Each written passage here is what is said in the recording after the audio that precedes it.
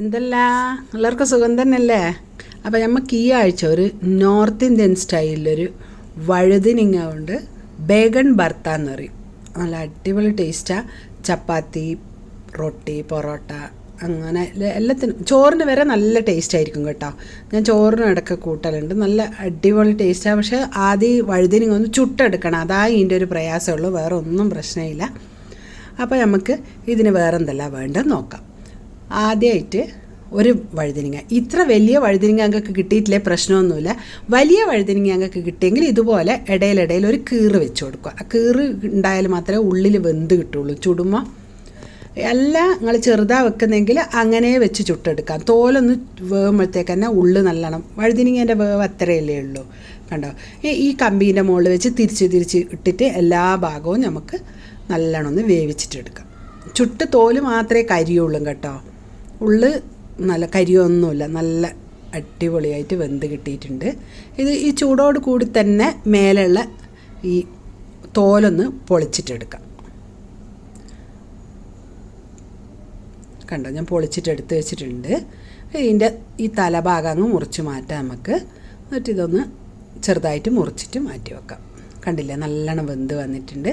ഇനി ഇത് അവിടെ ഇരിക്കട്ടെ. ഇനിയും ബാക്കി ഇതിന് വേണ്ട മസാലയിലേക്ക് വേണ്ടുന്ന സാധനങ്ങളെല്ലാം എടുക്കാം. അതിനായിട്ട് 2 വലിയുള്ളി, 3 തക്കാളി, 2 പച്ചമുളക്, കുറച്ച് ഇഞ്ചി, വെളുത്തുള്ളി, കുറച്ച് മല്ലിയില, ഇത്രയും സാധനങ്ങൾ ആവശ്യമുള്ള. അതിനായിട്ട് ഇനി ഒരു കടായി അടുപ്പത്ത് വെച്ച് ചൂടാകുമ്പോൾ അതിലേക്ക് 1 ടേബിൾ സ്പൂൺ സൺഫ്ലവർ ഓയിൽ ഒഴിച്ചു കൊടുത്തിട്ടുണ്ട്. സൺഫ്ലവർ ഓയിൽ നല്ലോണം ഒന്ന് ചൂടായി വരുമ്പോൾ 1/2 ടീസ്പൂൺ ജീരകം ഒന്ന് മൊരിയുമ്പോൾ നമ്മൾ മുറിച്ചിട്ട് വെച്ച വെളുത്തുള്ളിയും ഇഞ്ചിയും, വെളുത്തുള്ളി ഒരു 4-5 വെളുത്തുള്ളി ചെറുതായിട്ട് മുറിച്ചിട്ടതും, 1 ഇഞ്ച് കഷ്ണം ഇഞ്ചിയും കൊത്തി അരിഞ്ഞതാണ്, അതും കൂടി ഇട്ടിട്ട് ഒന്ന് വാട്ടിയെടുക്കാം. നല്ലോണം അതിൻ്റെ ഒരു പച്ചമണം പോകുന്ന വരെ ഒന്ന് വഴറ്റിയെടുക്കാം. പച്ചമണം പോയതിന് ശേഷം നമ്മൾ തക്കാളിയും പച്ചമുളകും, വലിയ ഉള്ളിയും പച്ചമുളകും, വലിയുള്ളി 2 വലിയുള്ളി ഏകദേശം ഒരു 1.5 കപ്പിൻ്റെ മേലെ ഉണ്ട് കേട്ടോ. പിന്നെ ഒരു 2 പച്ചമുളകും അതും കൂടി ഇട്ടിട്ട് നല്ലോണം ഒന്ന് വഴറ്റിയെടുക്കുക. ഇത് വഴന്ന് വരുമ്പോഴത്തേക്ക് നമ്മൾ തക്കാളി മുറിച്ച് വെച്ചിനെങ്കിലും കൂടി അതൊന്ന് അരച്ചിട്ടെടുക്കണം. അരച്ചിട്ടാകുമ്പോൾ ഇതിലങ്ങ് നല്ലോണം അങ്ങ് മിക്സ് ആയിക്കോളും. അപ്പോൾ അതാ മിക്സി ജാറിലേക്ക് ഇട്ട് കൊടുത്തിട്ട് ഇതൊന്ന് അരച്ചിട്ടെടുക്കാം. അത് അരച്ചിട്ട് അവിടെ ഉണ്ട്. നമ്മൾ ഉള്ളി എന്തായി നോക്കാം. കണ്ടില്ലേ, ഉള്ളി നല്ലോണം ഒന്ന് വാടി വരട്ടെ. നല്ല ഒരു ഗോൾഡൻ ബ്രൗൺ ആയിട്ടുണ്ട്. അപ്പോൾ ഈ സമയത്ത് ഈ തക്കാളി അരച്ചത് ചേർത്തിട്ട് നല്ലോണം ഒന്ന് ഇളക്കി അതിൻ്റെ വെള്ളം ഏകദേശം വറ്റി വരുമ്പോൾ നമുക്കിനി പൊടികൾ ചേർത്ത് കൊടുക്കാം. ആദ്യം 1/2 ടീസ്പൂൺ മഞ്ഞൾപ്പൊടി ചേർത്ത് കൊടുക്കാം.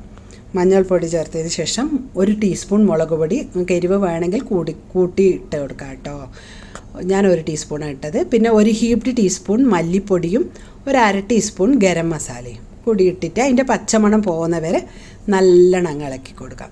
നല്ലോണം ഇളക്കി കൊടുത്തതിന് ശേഷം ഇനി നമ്മൾ ഏകദേശം റെഡി ആയിട്ടുണ്ട്. ഈ സമയത്ത് നമ്മൾ കൊത്തി അരിഞ്ഞ് വെച്ച വഴുതിനിങ്ങ ഉണ്ടല്ലോ, അതിന് വേവേണ്ട കാര്യമൊന്നുമില്ലല്ലോ. ഇതിൽ കുത്തി അങ്ങ് അടിച്ച് ചേർത്ത് കൊടുക്കണം. ഇങ്ങനെ കുത്തി അങ്ങ് ചേർത്ത് കൊടുത്താൽ മതി. എല്ലാം ഒന്ന് നല്ലോണം മിക്സ് ആയിക്കോളും. ഇനി ഇതിലേക്ക് നമുക്ക് ആവശ്യത്തിനുള്ള ഉപ്പ്, ഞാനൊരു 3/4 ടീസ്പൂൺ പൊടിച്ച ഉപ്പാണ് ചേർത്ത് കൊടുത്തത്. പൊടിച്ച ഉപ്പും ചേർത്തിട്ട് പിന്നെ കുറച്ച് മല്ലിയിലയും കൂടി ചേർത്ത് കൊടുക്കാം. കണ്ടില്ലേ, കുറച്ച് മല്ലിയില ചേർത്തിട്ട് നല്ലോണം ഒന്ന് മിക്സ് ചെയ്തതിന് ശേഷം ഇതൊരു സിമ്മിൽ വെച്ചിട്ടാണ് ഇതെല്ലാം ഉപ്പെല്ലാം ചേർക്കുമ്പോഴത്തേക്ക് പിന്നെ സിമ്മിൽ വെച്ചാൽ മതി. എന്നിട്ട് നല്ലോണം ഒന്ന് ഇളക്കി ഉപ്പെല്ലാ ഭാഗത്തും ആവണം, മല്ലിയിലേൻ്റെ മണവും എത്തണം. ഇനി നമ്മളിതൊന്ന് മൂടി വെച്ചിട്ട് 2 മിനിറ്റ് ആ ചൂടുള്ള സ്റ്റൗ ഓഫ് ചെയ്തിട്ട് അടന്നോട്ടെ. റെഡി ആയിട്ടുണ്ട്. ഇനി നമുക്കിതൊരു സെർവിങ് ബൗളിലേക്ക് മാറ്റാം. കണ്ടില്ലേ, നല്ല അടിപൊളി ബേഗൺ ഭർത്ത. നമ്മളിത് ഇടയ്ക്കിടയ്ക്ക് ഉണ്ടാക്കുന്നൊരു ഐറ്റമാണ്. എന്തായാലും എല്ലാവരും തീർച്ചയായിട്ടും ഒന്ന് ഉണ്ടാക്കി കഴിച്ചു നോക്കി അഭിപ്രായം അറിയിക്കാൻ മറക്കണ്ട. അടുത്ത ആഴ്ച പുതിയൊരു വീഡിയോയുമായിട്ട് കാണുന്നത് വരെ എല്ലാവർക്കും താങ്ക് യു.